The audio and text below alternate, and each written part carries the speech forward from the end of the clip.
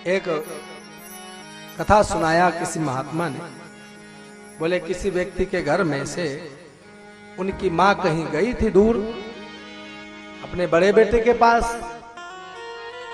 घर में छोटा बेटा था, उसका परिवार था, और कुछ दिन बाद मां वहां से टिकट कराया ट्रेन की और मां को वहां से बैठा दिया। अजमेर स्टेशन उतरना था। इधर से फोन गया कि माताजी का आज फोन ही नहीं आया। तो बड़े बेटे के बहू ने फोन उठाया और कह दिया माताजी तो अजमेर गई हैं। अब देखिए वह तो बोल रही हैं अजमेर गई हैं, लेकिन सुनने वाले को भ्रम हो गया कि माताजी आज मर गई हैं। हाँ? एक ही शब्द में दो शब्दों का दो भाव छिपे हुए हैं।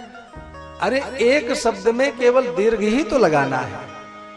अजमेर अथवा आज मर गई हैं। अब इतना समझ में आया उसको कि अजमेर तो भूल गया, आज मर गई हैं। अब घर में तो मातम बनने लगा, सब जगह चारों तरफ लोगों को एक दूसरे को खबर लगी और सब लोग बैठने के लिए आने लगे।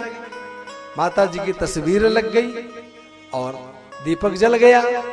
अब माताजी अजमेर से चलते चलते वहां से अपने साधनों से बैठते टैक्सी इत्यादि से घर पहुंची तो देखा कि भैया यहाँ तो मातम बनाया जा रहा है, सब सफेद कपड़े पहने घूम रहे हैं और मेरी तस्वीर के सामने दीपक और जल रहा है। माताजी को देख करके सब आश्चर्यचकित दृष्टि से देखने लगे, आप कहां से आ गए? आपके विषय में तो ये बोला गया। माताजी ने कहा किसने बोला? बोले भाभी जी ने बोला, लगाओ फोन। लगाया गया। भाभी जी से पूछा गया आपने क्या कहा था? अरे बोले मैं बार बार तो कह रही थी कि आज माताजी अजमेर गई हैं, अजमेर गई हैं। अब बताइए। उस एक वाक्य के कारण पूरे घर में दुख का वातावरण बन गया। इसलिए कभी भी एक पद को पढ़ करके ही शांत नहीं होना चाहिए। हो सकता है कि उसके आगे ही उसका विशेष प्रकार से अर्थ लिखा हुआ हो।